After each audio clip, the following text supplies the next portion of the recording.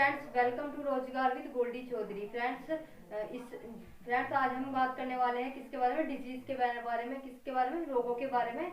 मैंने एक क्लास इसकी करा दी है, ठीक है ना, डिजीज के बारे में। तो उसका मैं क्या थोड़ा बहुत बेसिक समझा था, उसे ही हम क्या कंटिन्यू करने वाले हैं कि आपके डिजीज मैं एक बार बता देती हूँ कि इससे पहले क्लास में हमने क्या क्या पढ़ा था, ठीक है ना, ताकि जिन बच्चों ने क्या है वो क्लास नहीं करी होगी तो वो क्या है, मतलब इस क्लास से क्या उसका रिवीजन उनका हो जाएगा, और जो बच्चे ना जिन्होंने पढ़ रखा होगा उनका भी क्या रिवीजन हो जाएगा। बात करूँ इसमें मैंने क्या पढ़ाया था इससे पहले क्लास में, उसमें बताया था मैंने कि रोग किसे कहते हैं। उसमें बताया था कि रोग कितने प्रकार के होते हैं। तो रोग कितने प्रकार के होते हैं, दो प्रकार के होते हैं। एक आपके कैसे होते हैं, जन्मजात रोग होते हैं, एक कौन से होते हैं, उपार्जित रोग। जन्मजात वे होते हैं जो कि क्या आपके जन्म से पहले ही हो जाते हैं रोग, ठीक है ना। उपार्जित रोग वे हो जाते हैं, उपार्जित रोग वे रोग होते हैं जो कि आपके क्या होते हैं, बर्थ के बाद यानी कि जन्म के बाद जो रोग होते हैं वे सभी क्या होते हैं, आपके उपार्जित रोग होते हैं। एक पढ़ता हमने क्या, आनुवंशिक रोग के बारे में। तो आनुवंशिक रोग वे रोग होते हैं जो कि आप पीढ़ियों से चलते हुए आ रहे हैं, ठीक है ना। तो जो पीढ़ियों से जो रोग होते हैं वे क्या होते हैं, आपके आनुवंशिक रोग। तो मैंने उसमें बताया था कि आनुवंशिक रोग हमारे कौन कौन से होते हैं।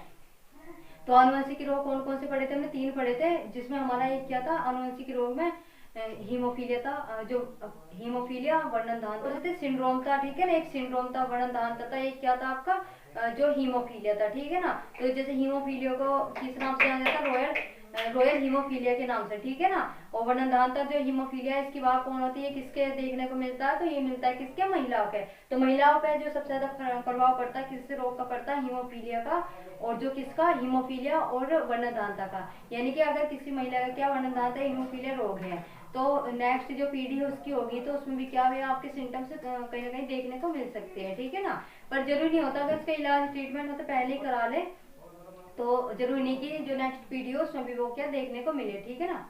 अब उसमें क्या होता है कि जो रोगों में पढ़े थे 2 प्रकार, जन्मजात रोग और उपार्जित रोग। तो उसमें जो उपार्जित रोग कितने प्रकार के होते हैं, उपार्जित रोग होते हैं आपके 2 प्रकार के। एक आपका होगा क्या, संक्रामक रोग, और दूसरा क्या होगा आपका असंक्रामक रोग। यह असंक्रामक रोग का मतलब होता है जो आपके इन्फेक्शन से फैलते हैं, जबकि असंक्रामक रोग कौन से होते हैं, जो कि आपके नॉन इन्फेक्शन होते हैं, मतलब जो कि सामने वाला क्या है, अगर इस तरह का जो असंक्रमित व्यक्ति है अगर आप किसी स्वस्थ व्यक्ति के सामने बैठा है तो उसका प्रभाव क्या है, जो उस व्यक्ति पर नहीं पड़ेगा, ठीक है ना। तो ये होते हैं आपके क्या, नॉन इन्फेक्शन रोग। पढ़ा था क्या, संक्रामक रोग की संक्रामक रोग आपके कौन कौन से होते हैं। तो संक्रामक रोग कौन कौन से होते हैं, जैसे कि जीवाणु होंगे, विषाणु, प्रोटोजोआ, कवक, और जो कृमि रोग, ये सभी आपकी क्या थे, जो संक्रामक रोग थे, ठीक है ना। तो उसे हम क्या कंटिन्यू करने वाले हैं, किसे, संक्रामक रोग को। तो उसमें ही हमारा आज का पॉइंट क्या होगा, के बारे में विषाणु, यानी कि विषाणु जनित रोग हमारे कौन कौन से होते हैं, इसके बारे में पढ़ेंगे हम। विषाणु के बारे में पढ़ने वाले हैं कि आपके विषाणु में कौन कौन पढ़ेंगे, विषाणु जनित रोग, विषाणु पढ़ेगा हम विषाणु जनित रोग। तो हम देख लेते हैं एक बार सीरीज से कि आपके कौन कौन से विषाणु से हो गया, उसके बाद हम क्या ट्रिक से समझते हुए चलेंगे कि हम ट्रिक से उन सारे जो वायरस को कैसे कवर करते हैं।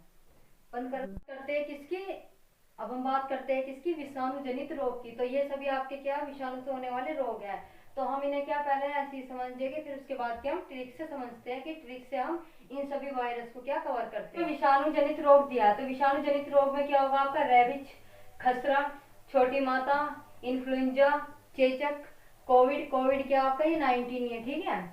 ट्रैकोमा, पीलिया, मेजेटाइटिस, हर्पिस, गलसुआ, जापानी इंसेफ्लाइटिस, डेंगू और पोलियो, ये सभी आपके क्या है, विषाणु जनित, यानी ये सभी आपके क्या, वायरस से होने वाले रोग है। मैं एक बार में थोड़ा बहुत बता देती हूँ कि जो मुख्य सेविका के अकॉर्डिंग बता रही हूँ मैं अभी। तो वैसे ये जो आपके पॉइंट है सभी आपके सभी कॉम्पिटेटिव एग्जाम में आते हैं, ठीक है ना।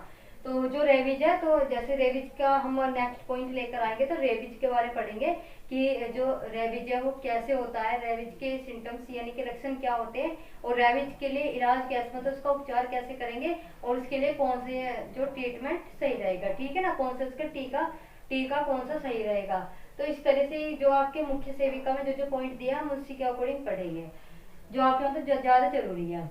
जैसे इसमें मैं बता देती हूँ क्योंकि जो मुख्य सेविका है उसमें आपके नहीं पूछा जाएगा ट्रैकोमा के बारे में, लेकिन मैं जो अदर एग्जाम के बच्चे तैयारी कर रहे हैं वे उनके लिए ये क्या इम्पोर्टेंट होता है, ठीक है ना। तो आपसे पूछ सकते हैं जो ट्रैकोमा है ये मतलब कहाँ होने वाला रोग है। तो जो ट्रैकोमा है ये कहाँ पर होता है रोग, आंखों में होने वाला रोग है, उसका नाम क्या है, ट्रैकोमा, ठीक। तो ये जो ट्रैकोमा कहाँ पर होगा, होने वाला रोग है आंखों में।